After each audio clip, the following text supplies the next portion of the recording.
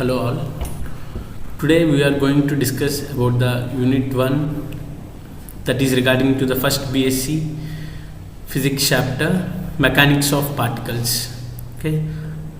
Coming to the introduction, my name is Prakash, working as a lecturer in physics in KBN Degree College. Okay. Now going to the contents. In this session, I am going to cover about the review of Newton's laws of motion, which is our first topic that deals with how Newton's first law is derived, Newton's second law, and thereafter Newton's third law. Okay. Then we are going to see how the motion of variable mass system, equation for the variable mass system, how we can derive it, and then we are going to see about the motion of a rocket, and thereafter we can derive how the equation of a motion of a rocket is derived, and we can discuss about the multi-stage rocket, and thereafter we are going to see about the impact parameter, what is the concept behind the impact parameter, and thereafter scattering cross section. These are the list of contents I am going to cover in this session. Okay. Now let us go into the first topic, review of Newton's laws of motion. Okay. Now everyone knows about the Newton's first law, right? Newton's first law of motion, it says that every body will continues in state of rest or of uniform motion in a straight line unless and until an external force acts on it to change the state. Means if a body is at rest, it will remain at rest, or if a body is in motion, it will remain in motion. Suppose and unless and until an external force acts on it, it doesn't change its state. It will stay in the previous state only. Suppose we can go to an example like, let us see a block is staying here. Means it will be in rest. Unless and until I am not applying any force, it will remain at rest only. Now I am going to apply some force. So it will move in the direction of force that is also in a straight line. Okay. In the previous case, no force is acting, which means the block is at rest itself. In the other case, I am applying force, so the block changes its state. Okay. Now the other example of Newton's first law of motion is a person standing in a bus by holding an handler. If suddenly the bus starts moving, the person feels that he has changed its state. Suppose initially he is at rest. See, in this diagram you can see he changes its state when the bus moving. So this is also an example of Newton's first law of motion. Okay, previously he is at rest and thereafter he is in motion. Now coming to Newton's second law of motion. Okay, this is the most important law as far as the Newton's second law is concerned. It states that the rate of change of momentum, nothing but dp by dt, is equal to the force acting on the particle. Okay, it is given by force F is equal to dp by dt. There we can see the diagram. In the picture you can see F is equal to dp by dt, where P means momentum. We know that the momentum P is given by product of mass and velocity. Now I am going to substitute that P value in the equation F equal to dp by dt. There we can see d into mv by dt. So you know that d by dt of uv formula, u into dv by dt plus v into du by dt. So we know that for a particle or some a body, the mass is constant, right? So the derivative of mass is constant. So derivative of we know that the rate of change of velocity is given by acceleration. So derivative of mass is 0, so v into 0, so the second term in the equation goes to 0, so we left with m dv by dt. M into dv by dt means m into rate of change of velocity, which is nothing but m into acceleration. So the equation is given by F is equal to ma. The product of mass m and the acceleration of the body is equal to F is equal to ma.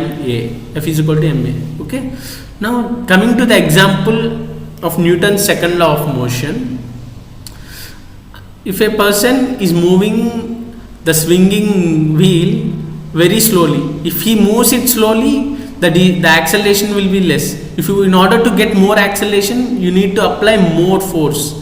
Okay, higher the force, higher the acceleration. So in this you can see, if you apply less force, the acceleration is also less. Here you see the acceleration is more. Why? Because the force is more. Okay, the force is dependent on both mass and acceleration. Okay, F is directly proportional to acceleration. If the force is more, acceleration is also more. If the force is less, acceleration will also be less. Okay, now coming to the third review of Newton's third law of motion. Okay, this you have known very well. You have seen this in daily life also. Okay, it deals with, to every action there exists an equal and opposite reaction, right? This you can see in real life example also. Suppose if you take an ball, elastic ball, and hits to a wall, the ball comes back. Okay, the direction, but it is in the opposite direction. Okay, if you apply ball in this direction, the ball comes in the opposite direction after hitting the wall. Okay, it is given by the equation F12. F12 refers to the force acting of particle 1, nothing but the body of ball 1, and the particle 2 is wall.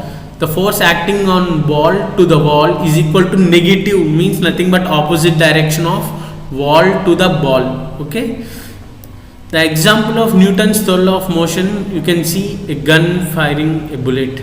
Okay, when you fire a bullet, the one who fires the bullet faces or experiences a force in the opposite direction also. Here you can see clearly, whenever the bullet is released, the gun itself goes back. Okay, this is the most important example as far as the Newton's third law is concerned. Okay, these are the three examples and the three Newton's laws of motion. Okay, next topic I am going to discuss about the motion of variable mass system. Okay, variable mass system, which is nothing but, in mechanics, a variable mass system is a collection of matter whose mass is varies with time, which is nothing but the mass will change with respect to time. Suppose at a time t it is having a mass m, but after certain time t plus delta t, nothing but delta t is the change. After a time t plus delta t, there will be a change in mass. Okay, it may be m plus delta m. Delta m is the change in mass. If the mass is gained, you can say m plus delta m. If the mass is reduced, you can say m minus delta m. Why? Because mass is coming out. Okay, so far we have discussed only about the systems whose mass is constant. In the Newton's second law also, we have seen that m is constant. That's why you get that dm by dt is 0. But for certain systems like a rocket, where the mass is not constant, right? So we can say that the motion of rocket is an example of a variable mass system. Okay, in the previous cases we have discussed about the isolated systems, which is nothing but the mass is constant. Okay, but coming to these examples like rocket, it comes under the variable mass system, means variable nothing but which is not constant. So the mass is varying with respect to time. Okay, now we are going to see the motion of a rocket. Okay, as I said, motion of rocket is an example of a variable mass system. As I said, motion of rocket is an example of a variable mass system. You can see in this picture. Okay, after starting of the rocket, the mass is ejecting out from the rocket. You can see clearly in this diagram, the mass is ejecting out, which is given by delta m. The ejected mass is given by delta m. Okay, the principle behind the motion of rocket is, in earlier cases there exists a fuel chamber in which a solid fuel is burnt.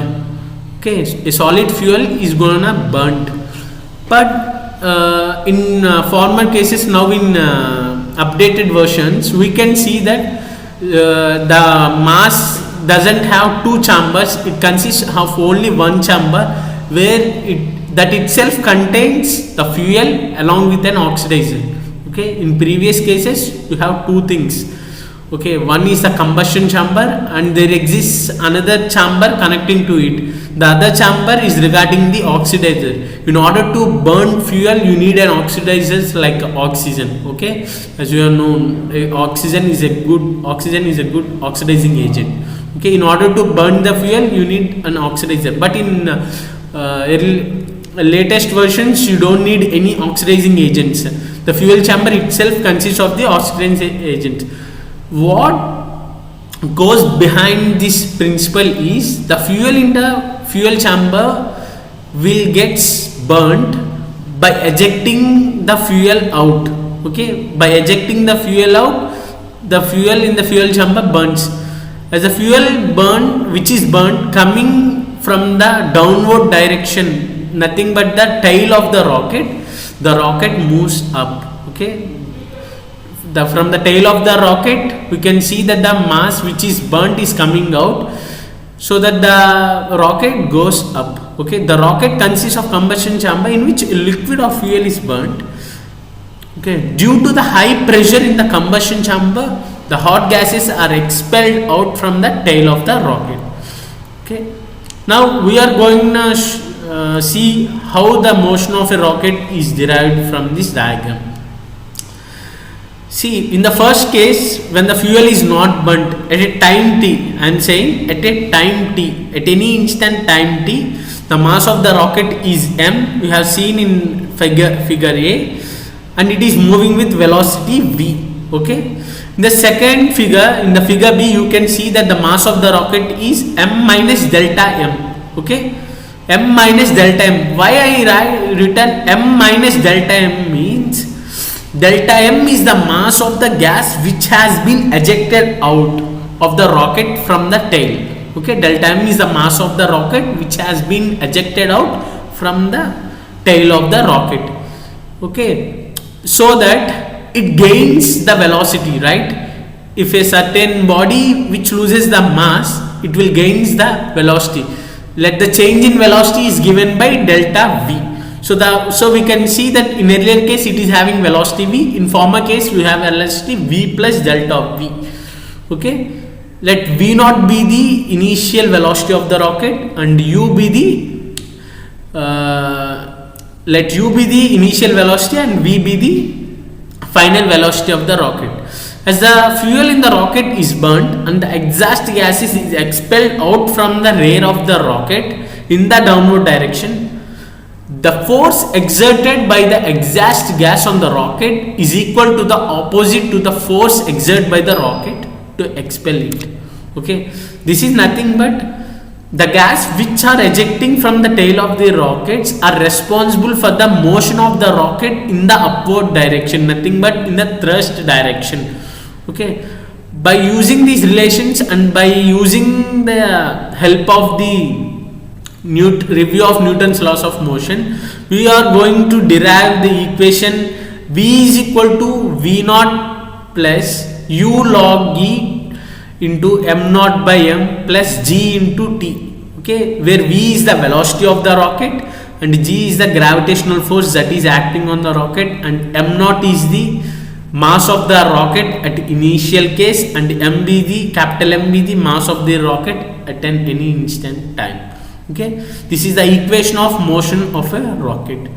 Now the extended version of the motion of rocket is multi-stage rocket. Okay, I said rocket works on the principle of jet propulsion. Remember, the rocket works on the principle of jet propulsion. Why we use multi-stage rocket means, in order to attain higher velocities, in order to attain higher accelerations, we need a multi-stage rocket. Okay, as I said, the rocket works on the principle of jet propulsion. Okay, the jet propulsion is based on the principle of law of conservation of momentum. Okay, the law of conservation of momentum states that the jet emerging in the backward direction makes the rocket to move in the forward direction.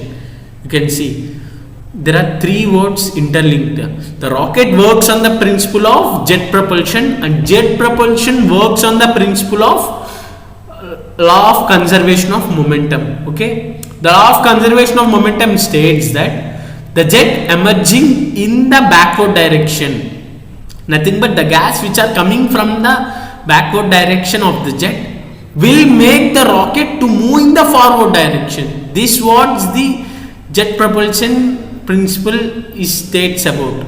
Okay. Now coming about the multi-stage rocket, as the name suggests that the rocket consists of multi-stages. Okay. Now I am considering the rocket. Now we are going to see about the multi-stage rocket. Okay. This is a multi-stage rocket. What multi-stage rocket is used? Why? Because it consists of several stages. Okay, as I said, the rocket works on the principle of jet propulsion, and the jet propulsion depends on the principle of law of conservation of momentum. Okay, law of conservation of momentum. The law of conservation of momentum states that the jet which is emerging out in that backward direction will make the rocket to move in the forward direction. Okay, the jet which is emerging in the backward direction will make the rocket to move in the forward direction. Why multi-stage rockets is used means, in order to attain higher velocities we need multi-stage rockets. Okay, as you said, if the mass is reduced the acceleration will be increased. Okay, if the mass is reduced the acceleration will be increased. Okay, in order to attain the escape velocity, nothing but the velocity which is needed for an object or a rocket to enter into the orbit is the escape velocity. So in order to attain the escape velocity we need multi-stage rocket. Okay, for the multi-stage rocket it consists of, let us suppose if I am consuming, it consists of a 3-stage rocket. The rocket consists of 3 stages. Okay, the rocket consists of 3 stages. The mass which is contained in first stage is heavier compared to the mass which is contained by the second stage, and compared to the third stage the mass of the second stage is less. Okay, after the fuel which is present in the first state is completed, is burnt, it will detach from the rocket. Okay, after the first stage is over, the mass you can see in the right side diagram, after completing the mass which is present in the first stage it will detach from the rocket. Okay, now the velocity at the ending of the first stage will become the velocity for the initial stage of the second stage. Okay, it will become the velocity for the second stage, so that after completing, same principle, after completing the fuel which is present in the second state, it will be detached from the rocket again. Okay, similar to the third stage also. If the mass of the third stage is reduced, nothing but is burnt, it will again detach from the rocket, so the rocket can attain higher velocity. Now coming to the next concept, impact parameter. Okay, what actually impact parameter states that, suppose consider an alpha particle or a proton which is present at a point here, you can see in the diagram. If it is projected towards the stationary nucleus which is located at n, due to the Coulombic force of repulsion, as nucleus is positive charge and the alpha particle or proton is positive charge, the alpha particle will not go in the undeviated path which is AC. The alpha particle will not move in the undeviated path AC. It will move in a direction AB path by making nucleus as one of its focus. Okay, when alpha particle is projected on the nucleus, it will not follow a straight line, it will move in the parabolic path by making nucleus as one of its focus. Okay, here the closest distance between nucleus and the undeviated path is given by letter P. So here P is called impact parameter. Okay, here P is called impact parameter. Now we can state the definition of impact parameter like this. The impact parameter is defined as the closest distance between the nucleus and the positively charged particle projected towards it. Okay, the impact parameter is defined as the closest distance between nucleus and the positively charged particle projected towards it. Okay, this is also called as collision parameter. Okay. Now coming to the next session or the next topic, which is about the scattering cross section. Okay, the scattering cross section means when a beam of alpha particles are projected onto a scatterer. Okay, when a beam of alpha particles are projected onto a scatterer, okay, they will be scattered direction which is having a solid angle d omega. Okay, let the intensity of the alpha particle is given by capital N. Remember, the intensity of the alpha particle is given by capital N, and let dn be the number of alpha particles scattered in this solid angle d omega. Let dn be the number of alpha particles scattered in the solid angle d omega. Okay, in this d omega angle there will be dn number of particles, dn number of alpha particles. Okay, then the scattering cross section, which is given by sigma, is defined as the ratio of number of scattering particles in the solid angle, which is d omega, per unit time to the intensity. We know that the number of scattering particles in d omega is dn and the incident intensity is capital N. Then the scattering cross section is given by dn by capital N. Okay, it is given by sigma suffix sc. Sc is nothing but scattering cross section. Okay, so by this I am going to end this session. Thank you.